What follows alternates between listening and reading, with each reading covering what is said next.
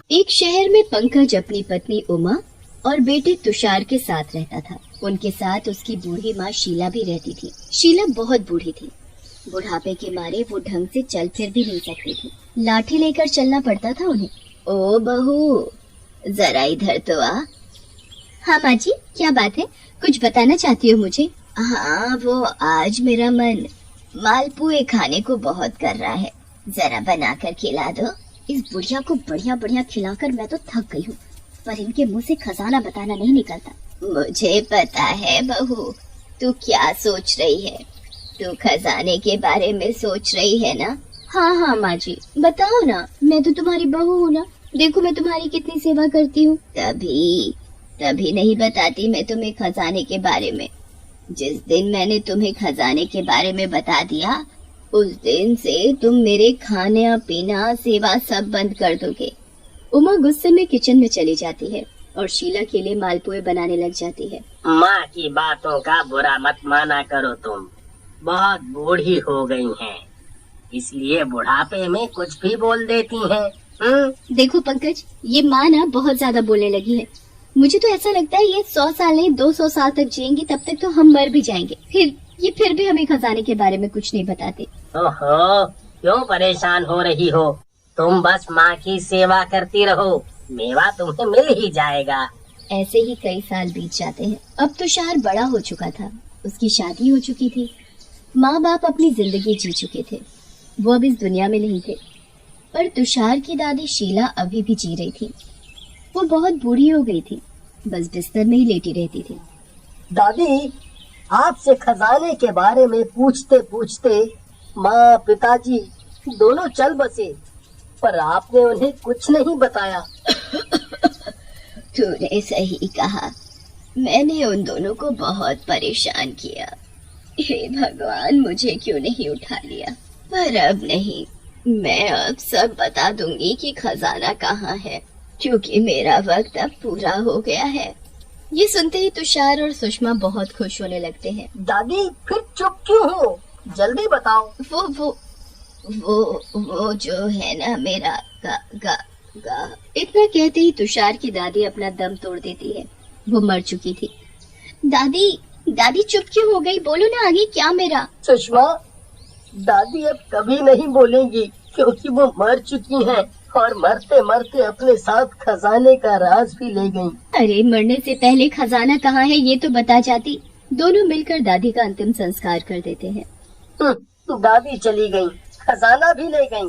सालों पहले बता दिया होता तो हम लोग ऐश की जिंदगी जी रहे होते। अब सोचने से क्या फायदा।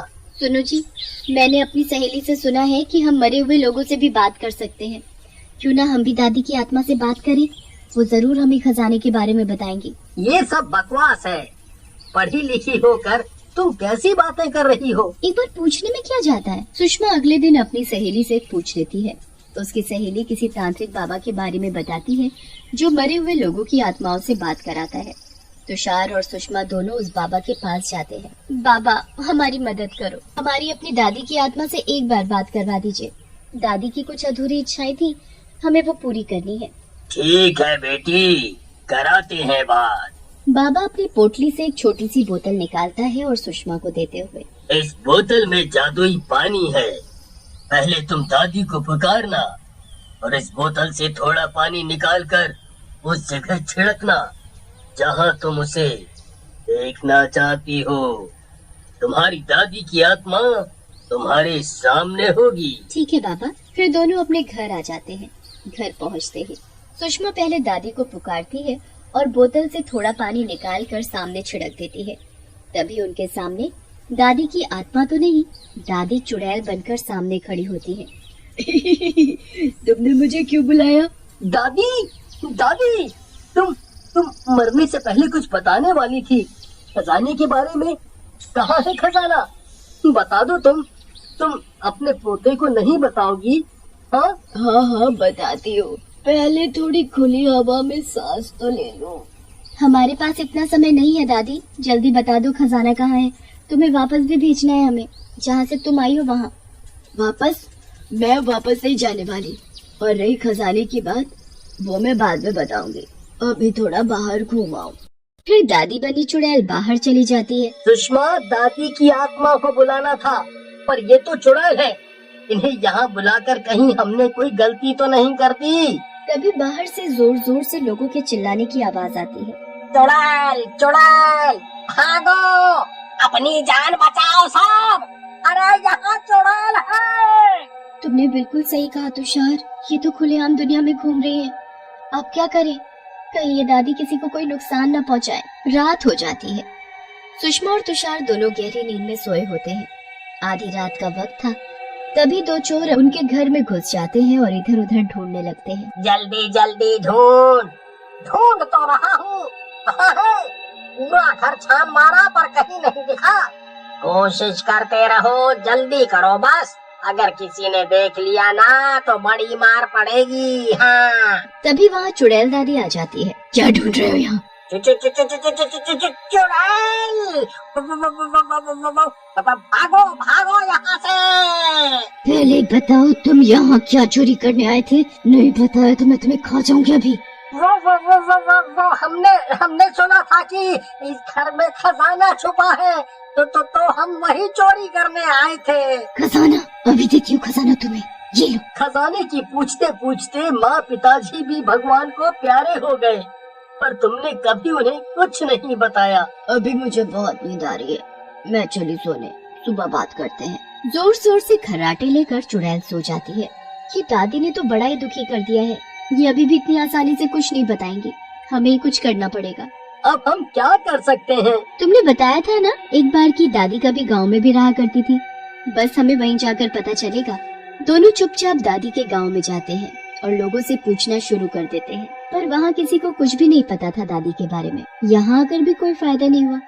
अगर चुड़ैल को पता चला कि हम लोग यहाँ उनके गाँव आए हैं खजाने की खोज में, तो पता नहीं क्या करेंगी हमारे साथ। पता है ना उन चोरों के साथ क्या किया था? अभी भी एक रास्ता बचा है हमारे पास, इसी गांव में, जिस झोपड़े में वो सालों पहले रहा करती थी।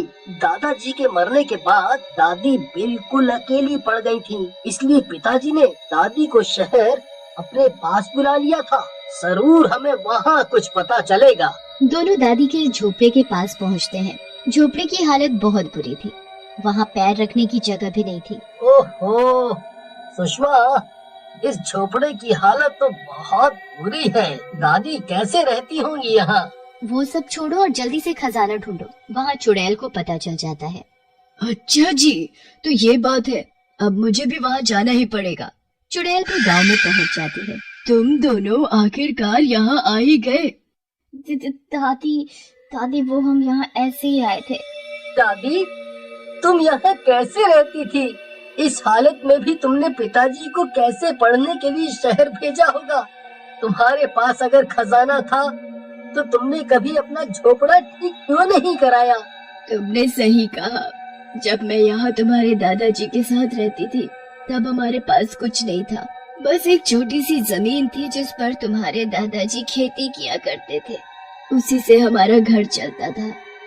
हमारा सपना था कि हमारा बेटा शहर जाकर पढ़े। हमने पैसे जोड़ जोड़ कर अपने बेटे को शहर भेज दिया, पर वो शहर जाकर वहीं बस गया और चुपचाप शादी भी कर ली। हमें इस बारे में कुछ नहीं बताया। तुम्हारे दादा बोलते रहे पर वो नहीं आया और उन्होंने याद करते करते अपना दम तोड़ दिया। दादी, ये पिताजी ने सही नहीं किया आपके साथ। अब तुम चिंता मत करो, मैं तुम्हारा पोता, मैं इस झोपड़े को ठीक करूँगा। फिर क्या था, सुषमा और तुषार झोपड़े की साफ सफाई में लग जाते हैं।